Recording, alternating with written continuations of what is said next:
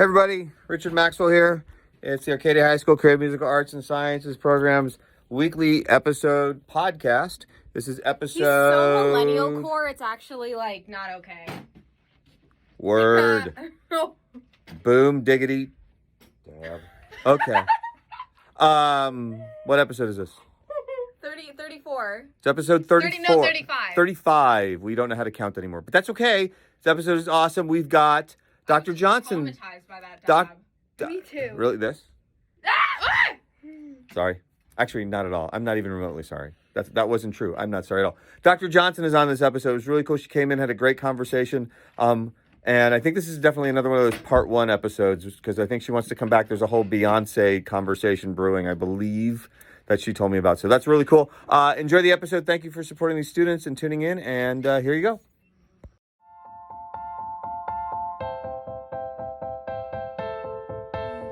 Welcome back to another podcast episode, everybody. I'm your host here, Lily Trieu. I said that backwards. I usually say I'm your host, Lily Trieu. Here today we have, like to do a shout out to everyone who helped out with this podcast segment. Maxwell for fixing the cameras. Thank you. And then Paul for setting up the mics and grabbing the camera when I didn't feel like doing it. So thank you, Paul. So today I am here with our very own Vice Principal, Dr. Johnson. Hi. Hi. So could you tell me a little bit about your job?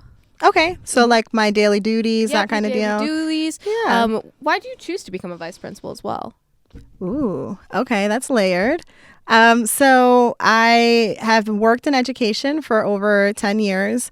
I used to be an English teacher. I've taught English grades 4 through 12, and I absolutely loved it. That's fun. Yeah. I also taught creative writing, some other electives that were really cool to teach, and I really wanted to continue to make impact, but I wanted to be able to make impact on a larger level, which is why I went back to ASU and got my master's in leadership so I can get my principal license.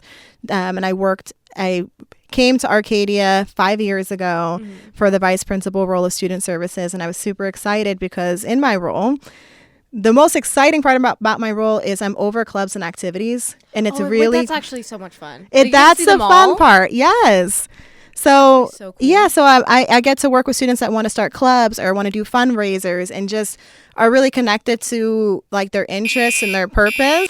So that's probably the most exciting part about my role because I think it's really important that students have a connection on campus, and sometimes that might not be in their academic classes. Yeah. It could be through sports, it could be through clubs. So that's the most fun part about my role. Other things I'm responsible for. So I'm the freshman assistant principal. So I work directly with those students. And that could be, unfortunately, discipline. Students make mistakes, which do happen, right? Being able to manage those behaviors, but also the goal is trying to correct the behavior. So really helping students find their path in high school. And also, I do all of the testing. So anytime you guys take a state test, which you dread, so sorry, that's me. And I work with our admin team to implement what's called our PBIS program. So any of you that are getting points and you're using those points on campus or in your classrooms, that's something that we do. Shout out to my bio teacher who lets us buy chips with our PBIS points. See? Right. So that's been a really cool program to implement with our staff on campus. So really taking time to recognize you as students for the positive things that you do on campus, right? Because it's very easy to say, why are you doing this? Why are you doing that, right? But what about the kids that are doing the right thing? So that's probably another part that I really love about my role. So I would say day to day, supporting the 9th grade class, working with our PBIS program, clubs and activities are the main things that I do here. Nice. So you mentioned it being in charge of the clubs and activities. Could you name a couple of those clubs? Because I know actually some future Titans actually watch our podcast over at Ingleside. I think a few at Echo Canyon, if I'm correct. Ooh, okay. So we're starting recruiting now. Yes. Okay. So the clubs that I say, I'm not favoring them. These are just the clubs that are coming to mind. We have well over 50 active clubs. So we have anything from Super Smash Brothers has a club. I know we have a movie club. We have a Garfield club. We have a Garfield club? Yes, we do. That's a new one. See? That I heard. We also have an Arcadia newspaper club, and I believe they now have a section in Arcadia News. Oh, nice. So that's really cool. We also have like a lot of our sports will also have have a club with them so that they could fundraise for that sport too. So most like girls basketball, we have a lacrosse team, like they all have those different activities too. Stugo is a club, right? So our student government. We also have our student equity club. I mean, I can go on and on, but I think what's really cool about our school is if there's anything you have an interest in, there's a high probability we have something for you. It's like a 99.5% if not, it's chance. really easy to create a club. Yeah. Then you make your own. That's what I like. It's really cool. So what clubs are you a part of? So I was too busy this year to actually join a club. Sadly. Okay. But I am joining Black Student Union next year. Good. Asian Pacific Islanders. They're very active. Yes. Club, and then hopefully and maybe some newspaper club. Yes. We had a newspaper club at Tavon. I went to Tavon. Okay. 4th grade year, they had one, and it was a lot of fun. I remember making a lot of crossword puzzles. Nice. I don't think we ever used them. And that's one of our newer clubs. I think that this is either their first year or second year, and they put in a lot of effort to get that club off of the ground. So kudos to them. Yeah, that's really cool. So I heard Maxwell talking about freestyle rapping that you do. Woo. So that brings up to mind. Have you we obviously are very big on our arts programs here at Arcadia. Did you participate in the arts? Yes. So growing up, I did a little bit of everything, but I played the violin up until high school. I played the clarinet up until high school. I always say this wrong. The xylophone, I think. I did that for about a year or two. I did chorus, but I would say like in terms of like creativity, I was always a writer. So I wrote a lot of poetry and short stories because I was really shy growing up. So and really awkward around people. So anything I didn't have the confidence to say, anything I didn't have the confidence to say, I would put in a song or write it in my journal or a poem or something. So yes, when I was younger, I could also freestyle a little bit.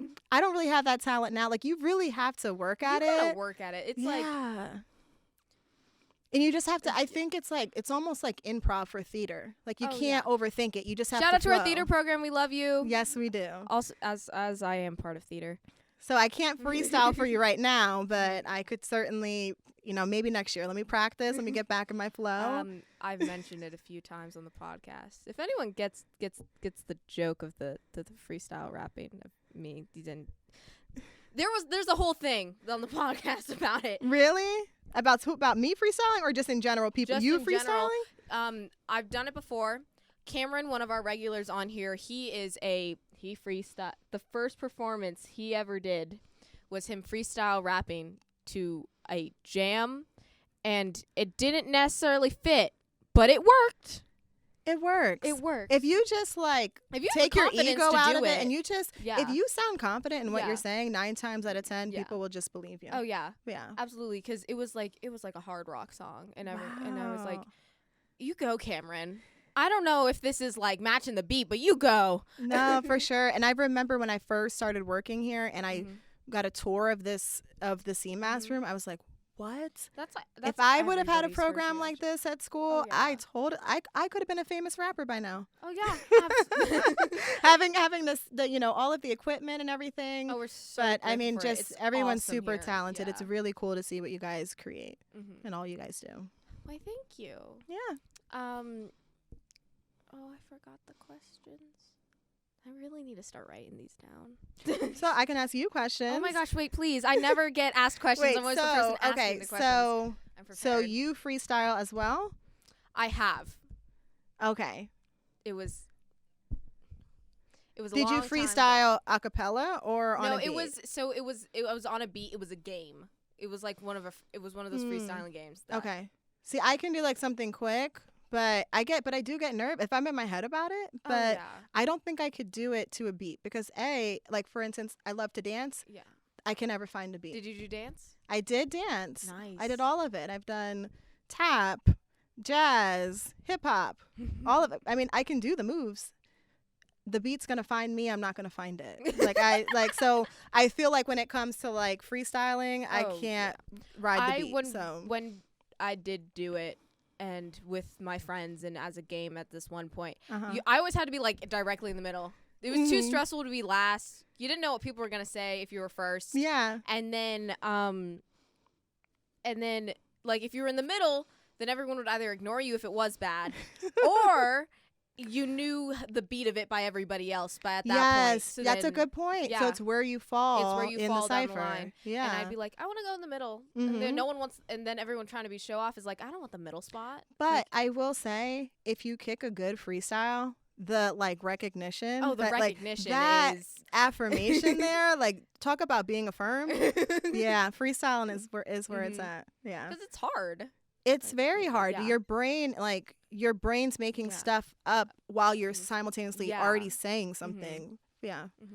You mentioned playing instruments. Did you play anything like our many electric guitars and electric No. basses on our walls? So I had a guitar in my house growing up, but I did not play it. So here's the thing.